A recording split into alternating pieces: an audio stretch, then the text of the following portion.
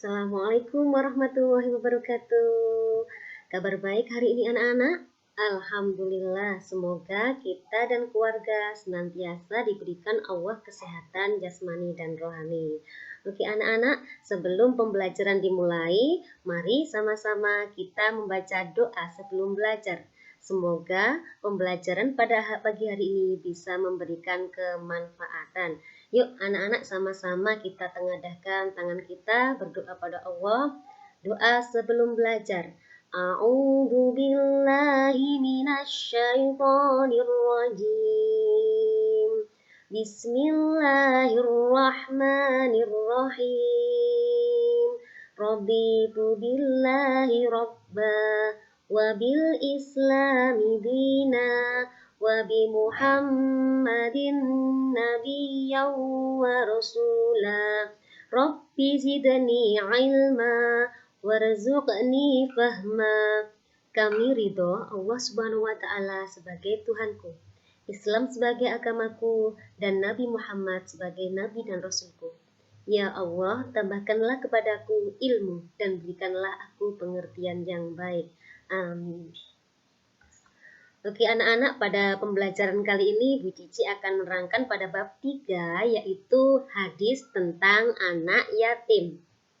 Nah, sebelum Bu Cici terangkan hadis tentang anak yatim, terlebih dahulu saya tanya tentang materi yang kemarin. Masih ingat atau tidak? Pada pertemuan minggu lalu kita sudah membahas hadis tentang tolong menolong sesama muslim dan hadis melapangkan muslim yang lain. Inti dari hadis tersebut yaitu jika kita mau membantu orang lain, pasti Allah akan membantu kita. Jika kita mau melepaskan kesusahan orang muslim, pasti Allah akan melepaskan kesusahan kita pada hari kiamat.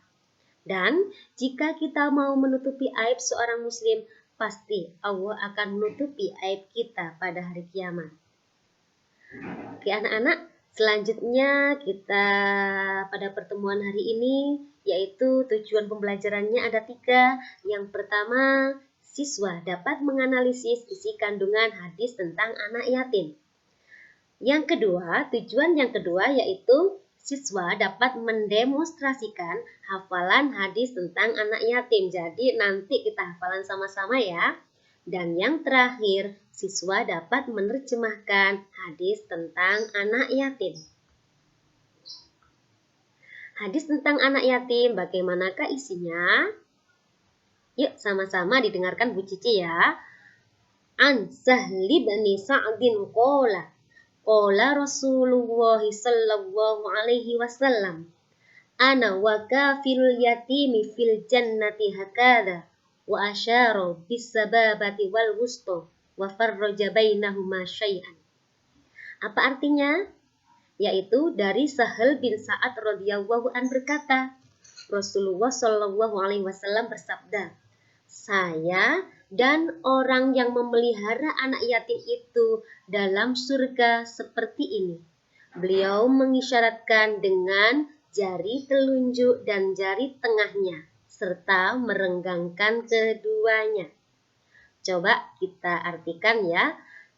Berkata, An Sahli bin Sa'din qala, dari Sahal bin Sa'ad radhiyallahu an berkata, qala Rasulullah sallallahu alaihi wasallam, Rasulullah sallallahu alaihi wasallam bersabda, ana wa kafirul yatimi, saya dan orang yang memelihara anak yatim itu fil jannati hakada, dalam surga seperti ini. Wa asyara bis sababatil wal wusta, beliau mengisyaratkan dengan jari telunjuk dan jari tengahnya, wa farraja bainahuma syai'an, serta merenggangkan keduanya. Oke anak-anak, selanjutnya kita belajar menghafal hadis tentang anak yatim ya. Yuk sama-sama ikuti Bu Cici. An Sahli bin Sa'din qala. Yuk lagi. An Sahli bin Sa'din qala. Sekali lagi. An Sahli bin Sa'din qala. Qala Rasulullah sallallahu alaihi wasallam, Qala Rasulullah sallallahu alaihi wasallam, ana wa kafirul yatimi ana wa kafirul yatimi fil jannati hakada wa asyara bis sababati wal wusta wa farraja bainahuma syai'an. Kita baca mulai awal sampai akhir ya. An Sahli bin Sa'din qala Rasulullah sallallahu alaihi wasallam, ana wa kafirul yatimi fil jannati hakada wa asyara bis sababati wal wusta wa farraja bainahuma syai'an.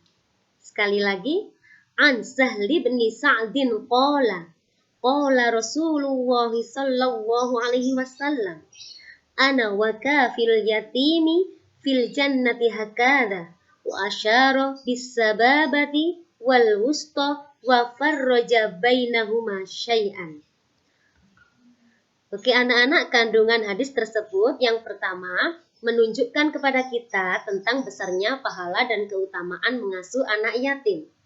Yang kedua, mengasuh anak yatim adalah mencakup merawat dan memeliharanya, menanggung biaya hidup dan pendidikannya, membimbingnya dengan bimbingan Islami dalam hal akidah, ibadah, akhlak, dan muamalahnya dengan sesama makhluk. Keutamaan dan pahala besar tersebut akan diperoleh bagi siapapun dari kaum muslimin yang mengasuh anak yatim, baik anaknya sendiri maupun anak yatim dari orang lain. Dan apa itu anak yatim, anak-anak? Yang dimaksud anak yatim di sini adalah anak yang ditinggal mati oleh ayahnya, sedangkan anak tersebut belum balik loh ya. Jika ada anak yang meninggal oleh ayahnya, tetapi sudah balik, berarti tidak dikatakan anak yatim. Atau anak yang ditinggal ibunya meninggal dunia, tapi ayahnya masih hidup, tidak termasuk anak yatim. Keutamaan mengurus anak yatim yang pertama, Allah Subhanahu wa Ta'ala akan menyelamatkan ia dari berbagai kesusahan di hari kiamat. Yang kedua, pengurus anak yatim akan bersama Rasulullah tinggal dalam surga. Tadi seperti diibaratkan jari telunjuk dan jari tengah yang keduanya direnggangkan. Dan yang terakhir, melembutkan hati yang keras. Jadi jika punya hati yang keras, kita bisa mengadopsi atau mengurus anak yatim. Hak-hak anak yatim apa saja? Yang pertama, mengurusi dan memperlakukan mereka dengan baik. Dan yang kedua, menjaga harta mereka hingga balik, kemudian menyerahkannya ketika mereka sudah mencapai usia balik atau sudah menikah. Ancaman bagi orang yang mengabaikan hak-hak anak yatim apa saja? Yang pertama, termasuk orang yang pendusta agama. Ini dikatakan dalam surat Al-Ma'un, barang siapa menghardi anak yatim dan tidak mau memberi makan orang miskin, maka termasuk pendusta agama. Yang kedua, termasuk salah satu dosa besar. Dan yang ketiga, jelas dimasukkan dalam neraka. Oke anak-anak, pada pembelajaran hari ini intinya yaitu mari sama-sama kita berusaha untuk mencintai dan menyayangi anak yatim. Tugas hari ini apa ya? Yaitu tugas hari ini kalian menghafalkan hadis tentang anak yatim, hadis riwayat Bukhari. Hafalan tersebut dikirim ke nomor Bu Cici ya. Untuk pertemuan selanjutnya kita akan membahas hadis tentang melapangkan muslim yang lain riwayat Ibnu Majah. Oke anak-anak, sekian dari saya. Apabila ada kata-kata yang kurang berkenan, saya mohon maaf yang sebesar-besarnya. Baca hamdalah sama-sama. Alhamdulillahirrahmanirrahim. Saya akhiri, kesempurnaan hanya milik Allah, sedangkan kekurangan milik saya. Wassalamualaikum warahmatullahi wabarakatuh.